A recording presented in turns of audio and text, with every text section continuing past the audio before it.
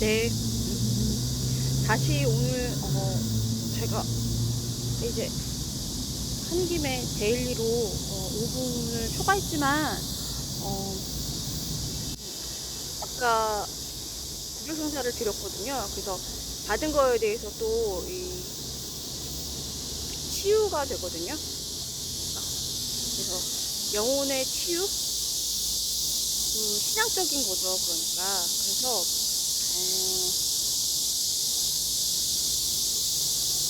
어제보다 오늘이 더 지혜롭고, 또 오늘보다 내일이 더 지혜롭게 그렇게 되라고 이렇게 영적 지도를 해주셨거든요. 근데 이 지혜라는 것은 성경에서는 하느님을 경외하는 것이 지혜의 시작이라고 그렇게 되어 있는 부분이 있고, 그 다음에 지혜가 아브람,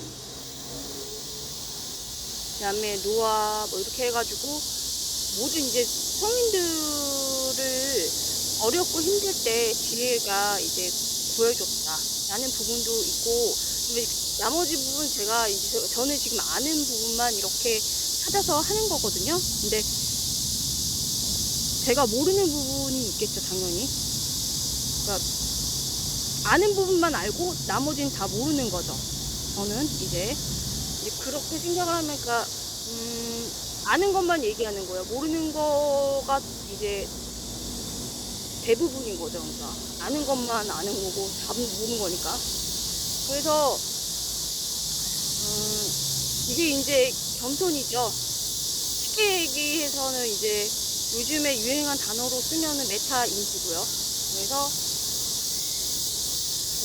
그런데 탈무드에서 해석하는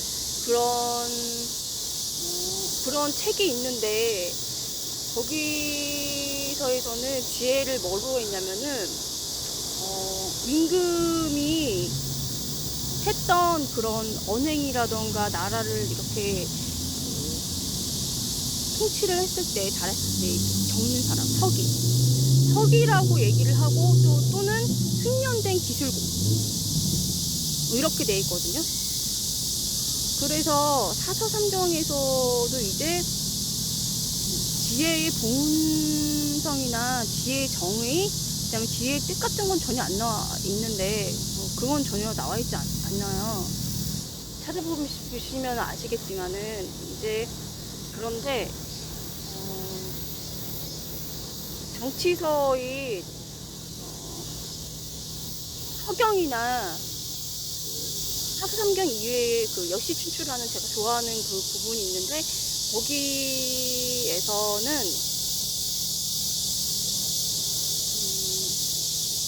거기에서 이제 서기를 좀 좋게 봐요. 거기서도 해서. 그래서 비교해서 보시면은 어떤 건지 이제 수준이 사실은 사서삼경이 매우 낮죠. 낮고, 그 다음에 이제 저가 더 가가지고 그걸 부분을 찾아보고서 이제 실천을 하는 거죠. 이런 게 이제 왜 올리냐면은 데일리로 계속 이제 이렇게 하는 게 성경 말씀이죠. 성경 말씀인데, 그걸로는 아까 말씀드린 것처럼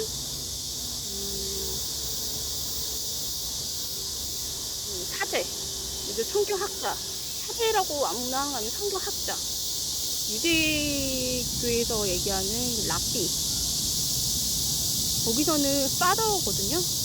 파더, 영적인 아버지. 더 이렇게, 그러니까 신앙을 영원한 생명에 대한 거니까, 이렇게 자세하게 이렇게 나와 있는데요. 거기서 이제 배우고, 그거를 부모님이 가서 실천을 하고, 그 다음에 자녀들이 그거를 이제 받고, 사랑을 받고서 이제 실천하는 거죠. 그래서 아까 이어서 계속 하던 게, 왜냐면 저가 이제 19살 때부터 그거가 왜 확신이, 기업과 정신에 대해서 왜 확신이 드냐면은, 제가 아르바이트 했던데 거기 기업인들이 많았어요. 사장님들이 창업이 연결된 분들도 많고 그래가지고 확신이 있거든요. 저는 경험을 했어요. 그래서 확신을 가지고서 확신이 드니까 그래서 하는 거예요. 그래서 이제 그거를 이제 궁금해서도 하고 내 개인적으로 궁금해서도 하고 환경을 그렇게 주어주셔가지고 하기도 하고 이렇게 해서 했는데 그래도 확신이 들어가지고 교육이란 거 어떤 명품이 유대인처럼 나오려면은 사상 남만비는 한마디로 게으르게 이렇게 천천히 하는 건데 성경적으로 게으름은 파괴자와 한 형제거든요. 파괴자와 한 형제가 게으름이거든요. 그래서 그거는 이제 처음부터 멋있지가 않았거든요. 아무리 19살 때 몰라도 비교가 되니까 또. 그래서 롤모델이 이제 원로 사제들이 해주신 성경학자들이 해주신 그런 부분에서 실천을 했고 그거를 잘 해야 돼. 좋은 결과를 가질 수 있는 확률이 높아질 거라는 가서 나도 다시 해야 된다는 아는 것 빼고는 다 모르는 대부분 다 그거거든요. 이것도 왜 학생이 들어서 얘기를 하냐면 거기 할아버지들이 장인들이 많았거든요. 근데 평생 그 장도 솔직히 되게 빠방해가지고 장도 한두 군데서 하는 게 아니거든요. 근데 이론과 그 실무는 다르고요. 이론과 실무는 다르고 그 다음에 그 다른 분야의 장으로 갔을 때는 그거에 대해서 공부를 하시고 이론적으로 하시고 실무도 다르다는 걸 저는 19살부터 봐서 아는 거예요. 그래서 그건 자연스럽게 아는 거. 그래서 확신을 갖고서 얘기를 했고 그래서 교육을 할 수 있었던 거예요. 저는 이제 교육이라는 거를 좋은 걸로 아까 말씀드렸지만 허위 광고를 하면 안 되고 과대 선전을 하면 안 되고 물건에 대해서 과대 선전하면 안 되고 좋은 제품으로 선익이 될 수 있게 이익이 돼야죠. 다른 사람이 좋게. 그 다음에 저울을 정확하게 해야 돼요. 저울을 가격이 정확하게 매겨져야 돼요. 아니면 망해요. 아까 말씀드린 것처럼 화교는 얀만디는 게으름. 왜냐면은 이게 제가 그때 이제 옛날에 했던 그런 거에 의해서 아는 건데 중국 되게 유명한 속담이 있는데 궁하면 변하고 변하면 통한다는 이런 정신으로는 솔직히 명품이 나올 수가 없거든요.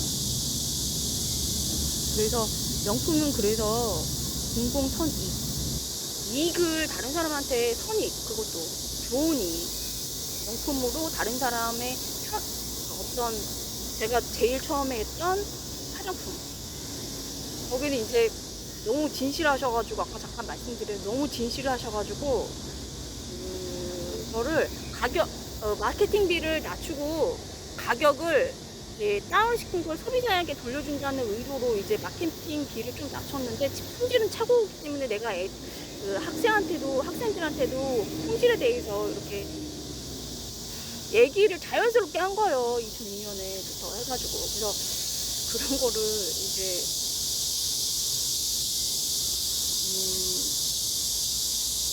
다 이제 하는 동기 자체가 그런 거 하는 거 자체가 그 마음에서 나온 건지. 그래서 다시 가서 나는 지금 다시 성경을 찾아봐야 된다. 그리고 근데 그 해석은 아무나 하지 못하고 물론 기도해가지고 하는 게 1순위지만은 그거는 이제 많은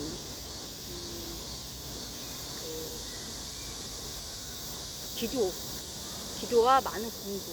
근데 그거는 이제 실천으로 했을 때 이제 여러 가지가 있는데 본인이 겸손해야 되는데 그게 이제 해보시면 아시겠지만은 모르면 모른다고 생각하고 알면 안다고 이렇게 해야 되거든요. 아니면 우리나라는 체면을 중요하게 생각하는 나라이기 때문에 그냥 그렇게 된답니다. 네. 망신당하고 창피해 부끄러워서 이제 끝나는 겁니다. 네. 그래서 겸손이 중요합니다. 감사합니다.